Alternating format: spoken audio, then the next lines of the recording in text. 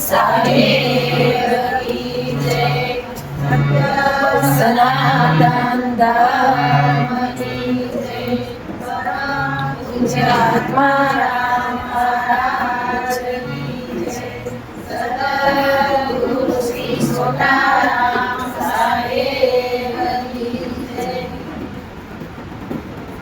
आनंद निजना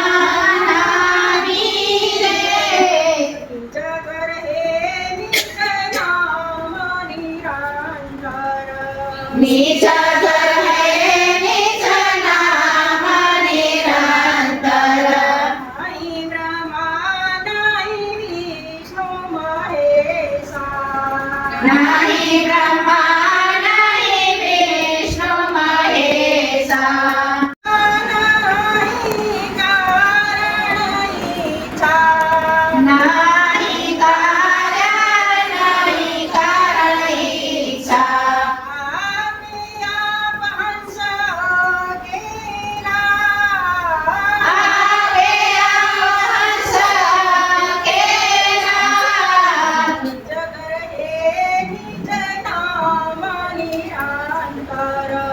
નિજ નિજ નામ નિરંતર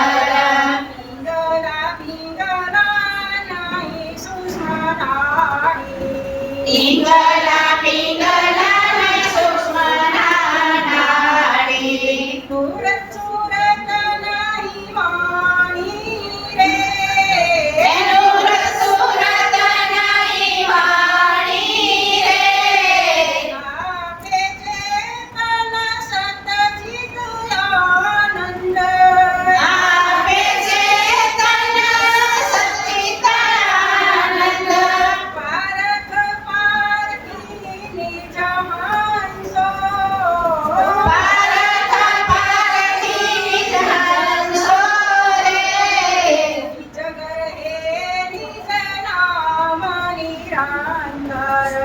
નિજ હે નિજ નામ નિરંતર નહીં જપ તપ નહીં યોગ સમાધિ નહીં જપ તપ નહીં યોગ સમાધિ નહીં ક્રિયા નહીં કર્મ નહીં ક્રિયા નહીં કર્મ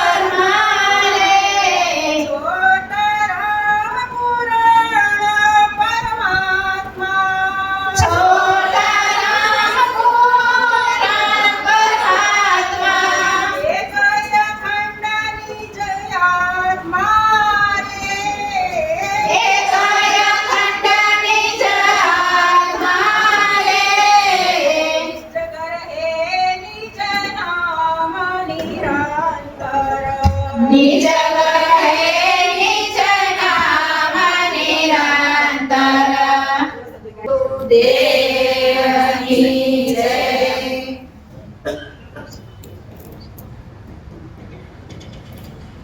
આપણે જે અત્યારે પદ બોલ્યા સદગુરુ શ્રી છોટારામ સાહેબ પ્રત્યે એને આ પદમાં આપણને શું શાન કરેલી એ શાન સમજવાની છે આપણે એ શાન સમજવાથી આપણને ગમ પડશે કોની નિગમ જેની આપણે ગમ નથી એની આપણે ગમ પડશે એ શાન સમજાઈ જશે ત્યારે આપણને આ જ્ઞાન વિષય નક્કી થશે તો પ્રથમ પહેલા જ કડીમાં કીધું એને પરમાનંદ નિજ નામ નિરંતર છે પરમાનંદ પરમાનંદ કોને કીધું પરમાત્મા આનંદ સ્વરૂપ છે પણ પરની વાત આવે છે તો પરની વાત આપણે ક્યાં ઠેરાવાની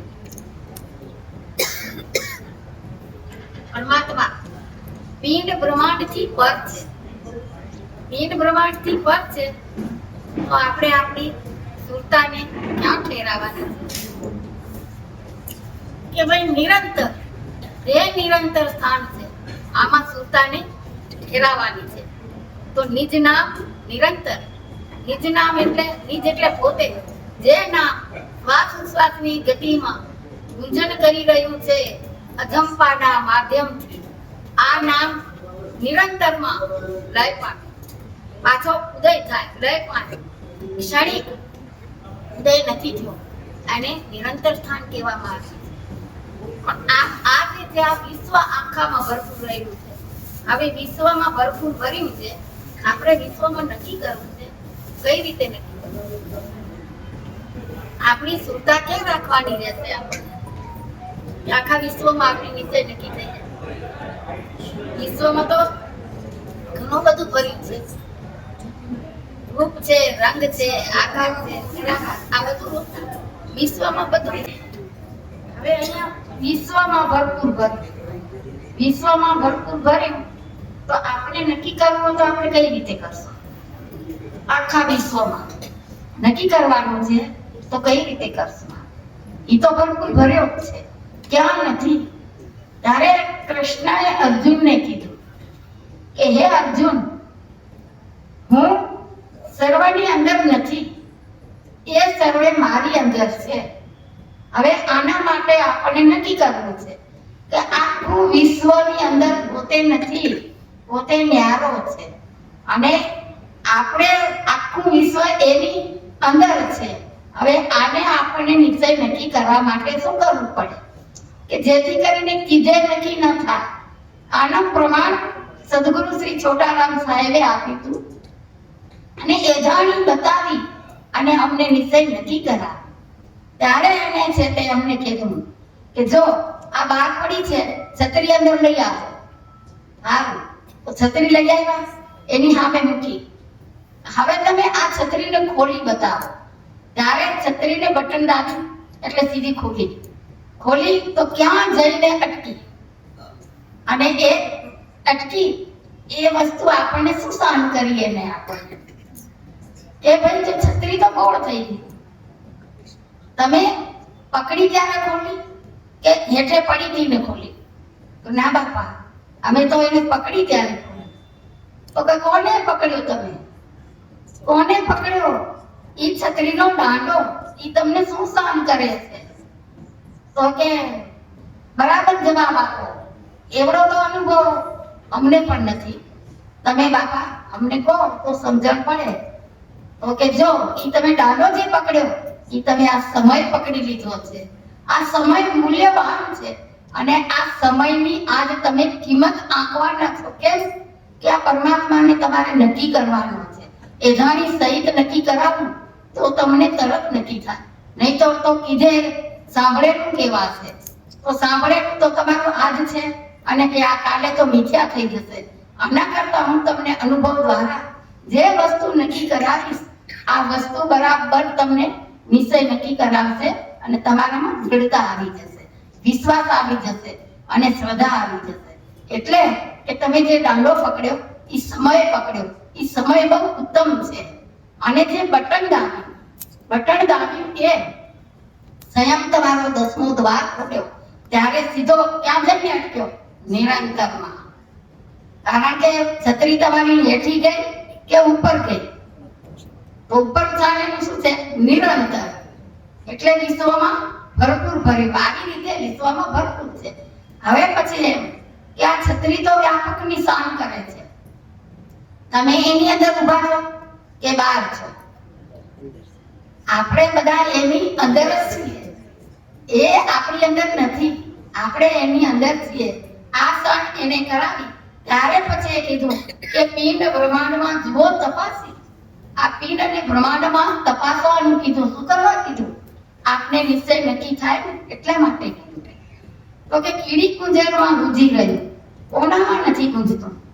કીડી કુંજર માખ મચક સર્વમાં કીડીમાં ગુંજી રહ્યું. આવો કદાચ તમને કોઈ પ્રશ્ન કરે કે કીડીમાં ગુંજી રહ્યું એ અમારે નક્કી કરવું છે, તો અમે એને કઈ રીતે નક્કી કરીએ? આ પણ યુક્તિ બતાવો. કારણ તમે સર્વસ્વ જ્ઞાનની યુક્તિ બતાવો છો, એધાણી સહિત નક્કી કરાવો છો, તો આ પણ નક્કી કરાવી દો કે જેથી કરી અમને કોઈ પ્રશ્ન કરે તો અમને એ પ્રશ્નનો જવાબ દેતા આવડવો જોઈએ. તો કે એમ કરજો કે જ્યાં કીડીનો ઢૂંઢો હોય ત્યાં એટલે તમારે એકદમ ચીરતા છે, તમારે એમ કે કાન રાખીને સાંભળવાનું. ત્યાં નક્કર એવો સૂક્ષ્મ ઝીણામાં ઝીણો હુંકાર થશે એની અંદર. એવો જ મધમાખીમાં હુંકાર થાય છે. એટલે એને કીધું કીડી કુંજરમાં ગુંજી રહી, સર્વમાં એ ગુંજન કરી રહ્યું છે. હુંકાર અને શ્વાસ ઉશ્વાસની મધ્યમાં નિશ્ચય નક્કી કરવાનો છે. તો શ્વાસ ઉશ્વાસ, શ્વાસ એટલે સીધો, ઉશ્વાસ એટલે ઉલટો. હવે મધ્યમાં નક્કી કરવાનો છે.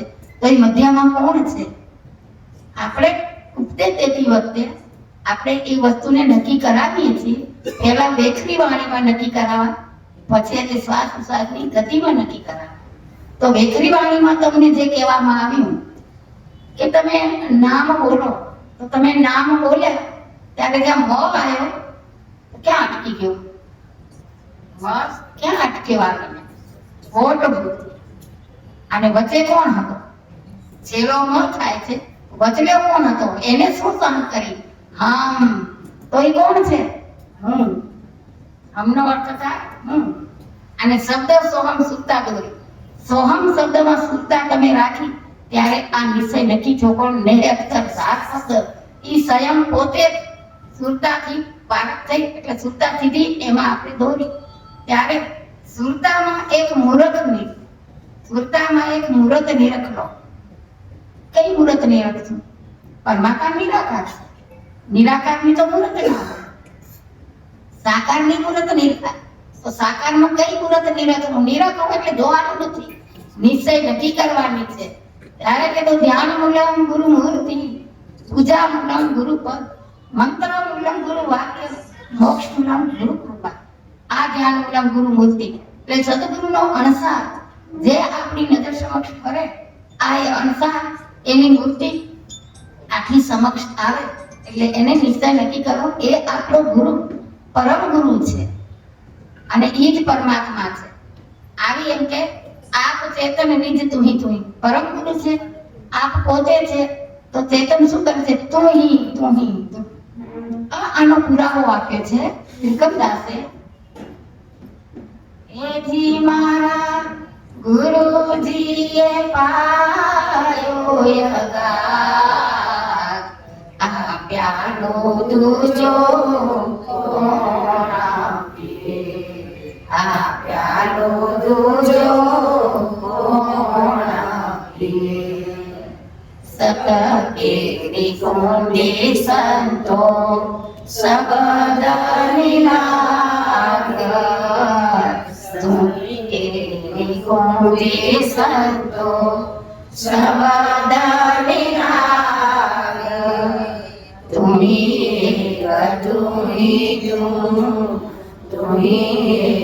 તુમી તું હે જી મારા સદગુરુ પ્રાણહારા,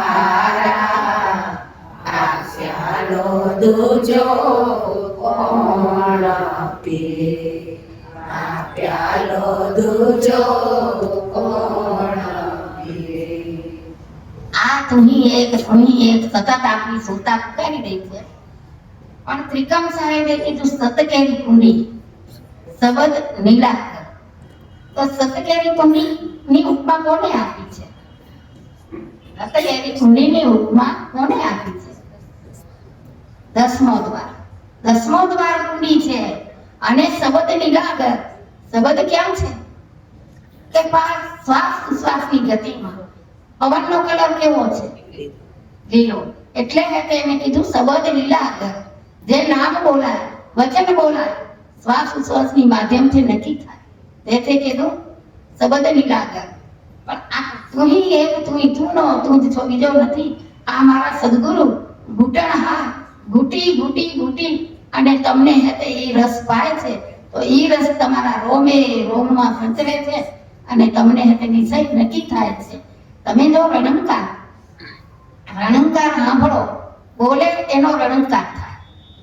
અને જે નિર્વાણ છે, વાણી નથી, એનો રણંકાર નથી થતો, પણ એનો અનુભવ થાય છે. આપણે પરખાય છે આપણા નસે નસના ધબકારામાં. આ એનો જ રણંકાર છે, પણ એ વાણી રહિત છે, એને લઈને અનુભવાય છે. ત્યારે નાસિકા અગ્રણી પર જે હુંકાર કર્યો એ એનો રણંકાર છે. આવું આપણને નિશ્ચય નક્કી કરાવ્યું છે. પછી કે તન નાભીમાં ઓહમ શબ્દ હે. તન નાભી અનુભવ પારક કરો કે ઓહમ ક્યાં થાય છે? તન નાભીમાં ઓહમ શબ્દ હે. તો એ ક્યાં ગુંજી રહ્યો છે? આ દસમા દ્વારથી હમ આવે ને નાભીમાં ઓમ જાય, તો એ તનમાં થયો. અને ત્રિકુટીમાં સોહમ બોલે, ત્રણ શબ્દ એક થયા ત્યારે ઓહમ તો તન નાભીમાં થયો. અને આમાં બાપાએ કીધું ત્રિકુટીમાં સોહમ બોલે. તો હવે ત્રિકુટી એક કરો, ઓ સો અને હમ. તો આ સોહમ ક્યાં બોલે? ત્રિકુટીમાં. ત્રિકુટી એક થઈ ત્યારે સોહમ બોલાનો છે. અણી અગ્ર પર હંસ નિરંતર. હવે નાસિકા અણીની અગ્ર પર એટલે અહીં ક્યાં વાત કરી? 12 આગળ 12 જ્યાં હંસ બેઠો છે એ નિરંતર જે છે, આ નિરંતરને સંતોએ મહાન સરોવર કીધું છે. અને ત્યાં જ શબ્દ છઠ્ઠો સદ ભર્યો છે. તો આનું પ્રમાણ આપણને વલ્લભદાસ આપે છે. કાયાના દરથી હંસુડો થઈ સાચા મોતીનો ચારો ચરે માનસ સરોવર શબ્દ ભરેલો એ જોઈ આનંદ કરે કાયાનગરથી હંસુડો થઈ સાચા મોતીનો ચારો ચરે. આ માનસરોવર જેવું નિરંતર સ્થાન એટલે અહીં અગ્ર પર હંસ નિરંતરની પાળ પર બેઠો આ નામનો મોતી ચડે છે અને કાયાનગરથી ઈ ન્યારો છે. અને 52 બાર તુહી તુહી પુકાર કર્યા જ કરે છે. એ 52 થી 12 છે. 52 ની અંદર માયા છે અને માયાથી ઈ પર છે એટલે એને ન્યારો કહેવામાં આવે. આપણે બહુ બધું નથી સમજાવવાનું, આપણે ખાલી સહજમાં કહેવાનું છે કે ભાઈ 52 પત્તાની રમત હોય આમાં તે જોકર ખરો ને, જોકર. હવે ઈ જોકર 53મો છે એને ન્યારો મૂકી જો રમત રમાય તો એમાં હાર જીત થાય. તો હાર જીત થાય ત્યારે ન્યારો બેઠો બેઠો જોકર શું કે, જોકર મારો સંગ તો તને જીતાડું. તેવું મને ન્યારો મૂકી દીધો તો તું ખરેખર હારી જ જવાનો છે. પણ જો કર મારો સંગ, નામ કેવું પાછો નિરાકાર, કોઈ આકાર નહીં, ના પગ દેખાય, ના હાથ દેખાય, ના હાથ દેખાય કાંઈ નહીં. આવો જે નિરાકાર છે એ જ 52 બારો છે. 52માં નથી, 52 થી 12 છે. તો હવે એમાંથી તમે જુઓ, વિચાર કરો, 52 ને જો ગણી, 52 અને 12 જો ગણી, જુઓ ગણી કેટલા થયા? 64 કોણ છે? જોગણી. આ બધી આપણી આ શક્તિઓ. તો બાપા પેલો સવાલ કર્યો અમને કે તમે 52 અને 12 ને જો ગણી. હવે આપણે કઈ રીતે કહેતા હોય, પહેલી વાર સત્સંગ સાંભળ્યો ત્યારે તો નિશ્ચય નક્કી જ ના છે કે આ કેવું ગણી. તો કે તમારું નવરાત્ર આવે. હા, તો જોગણી તો રમવા આવતી હશે.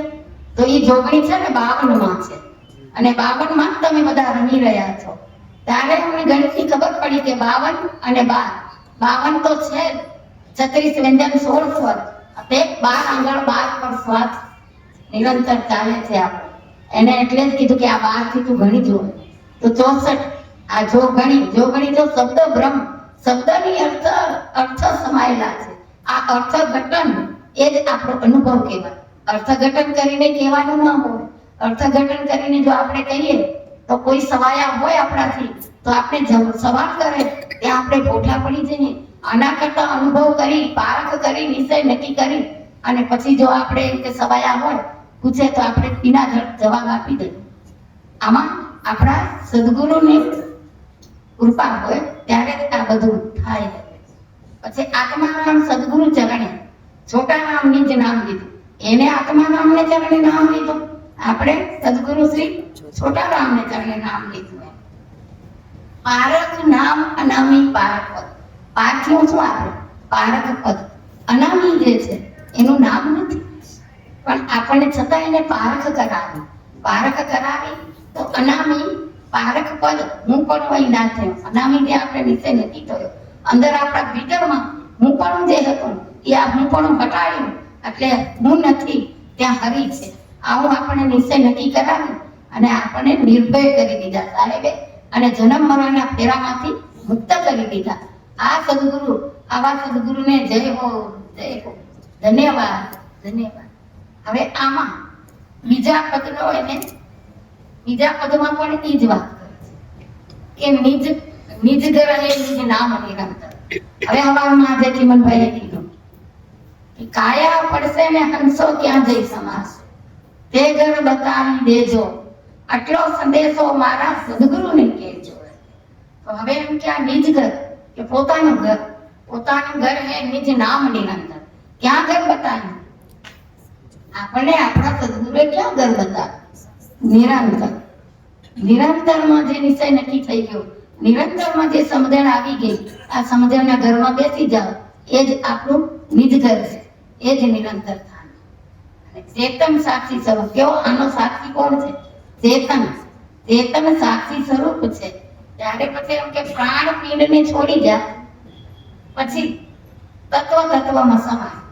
હવે આપણે એમ કે આપણો દરેકનો પ્રાણ તો જવાનો છે અને આ પ્રાણ પિંડને છોડીને જાય ત્યારે પછી તત્વમાં સમાઈ જાય તો પછી કોણ મરે ને કોણ અવતરે? કવિ સાહેબે કીધું, જલકી લહેર રામ ઉપજી કોણ તરે કોણ તારે રે. ના રામ રામ જબ જાણ્યો સંતો, રામ રામ જબ જાણ્યો આત્મ તત્વ વિચાર્યો સંતો, રામ નામ જબ જાણ્યો કોણ મરે ને કોણ અવતરે, કોણ કરે કોણ તારે, જલ કી લહેરી જલ સે ઉપજી જાણે કોણ મારે. કોણ કરે ને કોણ તારે? આ જળ કી લહેરી જલ સે ઉપજી. હા, તો આમાં તત્વ સમાય છે. હવે આમાં પ્રાણ ગયો પિંડમાંથી, પાંચ તત્વમાં સમાઈ ગયા. હવે આમાં એને કોણ તર્યા ને કોણ તારે ને કોણ તરે? શું વાત કરીએ ને કે ભાઈ એમ કે આ જળકી લહેરી જળસે ઉઠી. જળ છે, સમુદ્ર છે, એની લહેર સમુદ્રમાંથી ઉઠી પાછી સમુદ્રમાં સમાઈ ગઈ. એવી રીતે આ શ્વાસ ઉશ્વાસની ગતિ એક આપણો આ સમુદ્ર છે દેહરૂપી, આમાં જે લહેર ઉઠી અને એ લહેર પાછી ક્યાં સમાઈ? નિરંતરમાં સમાઈ ગઈ. આવું નિશ્ચય નક્કી કરવાનું છે આપણે. અને પછી મન સોહમ સ્વાખાથી ઉપજે. મનને સોહમ કીધું. કેમ? મનને તમે જે રૂપની પાકો એ રૂપ થાય. મન છે તો બ્રહ્મરૂપ, પણ બધા વિષયો વિકારો આપે એની દોસ્તી એવી થઈ ગઈ. આવી દોસ્તીમાં રહી અને પછી પોતે બગડે, સંગે રંગ લાગી ગયો એને. પણ આમ તો મનનું સ્વરૂપ જો તમે મનને સોહમમાં મન એકાગ્ર થાય તો મન સોહમ રૂપ બની જાય. આ કીધું એમ કે મન સોહમ શ્વાસાથી ઉપજે. સોહમથી શબ્દ બ્રહ્મ ઓમ. શ્વાસાથી ઉપજે જ્યારે આપણો શ્વાસ અંદર આવે અપાન વાયુ ત્યારે મન એની હારે આવે. અને પછી સોહમથી શબ્દ બ્રહ્મ ઓમ થયો. કેમ? સો એવો ઓ શબ્દ ઉઠ્યો એ બ્રહ્મ છે. આ એક ચેતન શક્તિ સોહમ છે ને, આ ચેતન શક્તિથી જ ઓમ બ્રહ્મ ઉત્પન્ન થયો. એવી રીતે સોહમ ઉત્પન્ન થયો અને પછી સોહમથી શબ્દ બ્રહ્મ ઓમ થયો અને પિંડ બ્રહ્માંડ શબ્દ ઓમથી ઉપજ્યો. આખું આ પિંડ અને બ્રહ્માંડ છે આ ઓમકારનું જ સ્વરૂપ છે અને ઓમકાર માંથી જ ઉત્પન્ન થયેલું છે. કેમ કે ઓમકાર 52 માં આવી ગયો. આ 52 જે છે એ 52 બધા માયામાં આવી ગયા. તો આ જગતમાં માયાએ જગતની રચના કરી. માયાએ જગતની રચના કરી અને બ્રહ્મા વિષ્ણુ મહેશને પણ એને જ પ્રગટ કર્યા. ત્યારે આખું બ્રહ્માંડ વિશ્વ આ બધું ઓમથી જ ઉત્પન્ન છે. બાપા એમ કીધું નિ અક્ષર નામ અનામી છે. આમાં ને અક્ષર જે છે એ જ નામ છે, એ અનામી છે. ને અક્ષર કોણ છે? કોને કહેવામાં આવ્યો ને અક્ષર? આપણા આત્માને ને અક્ષર. ને એટલે પ્રેમ, અક્ષર એટલે સોહમ અને શબ્દ જે પોતે સ્વયં દેવળે શું કરે છે? આ ઈ જે છે આ એનો સાર. ને અક્ષર સાર શબ્દ એ વાત કરી. એ નક્કી કરવાનું છે આપણે. અને નહીં બ્રહ્મા નહીં વિષ્ણુ મહેશ. બ્રહ્મા નથી, વિષ્ણુ નથી અને મહેશ નથી. ક્યાં નથી? જ્ઞાનમાં નિરાકારમાં બ્રહ્મા વિષ્ણુ મહેશ નથી. પણ નહીં કાળ નિરંજન માયા. આ જે કાળ નિરંજન માયા આ પણ નથી. આને રવિરામે કીધું સંતો માયા મૂળે નહીં. અને જ્ઞાનથી જુઓ તો માયા છે જ નહીં. પણ આ તો એક નિરંજન કાળ પુરુષથી માયા ઉત્પન્ન થયેલી છે. એટલે નિરંજનનો અર્થ શું થાય? નિર્વ્યંજન, સ્વર અને વ્યંજન નથી. માયાને પણ નથી અને પરમાત્માને પણ નથી. પણ નહીં કાર્ય નહીં કારણ ઈચ્છા. જો માયા જ નથી તો કારણ અને ઈચ્છા થાય નહીં. મન જ નથી તો કોણ ઈચ્છા કરે? એટલે એમ કે આપે આ હંસ અકેલા, પોતે જ હંસ એકલો જ છે, હતો છે અને રહેશે. એ આપે આ હંસ અકેલા. ઈંગલા પિંગલા નહીં સૂક્ષ્મના નારી, બધું ઉડાડી દીધું. કેમ? પિંડથી પર થઈ ગયા.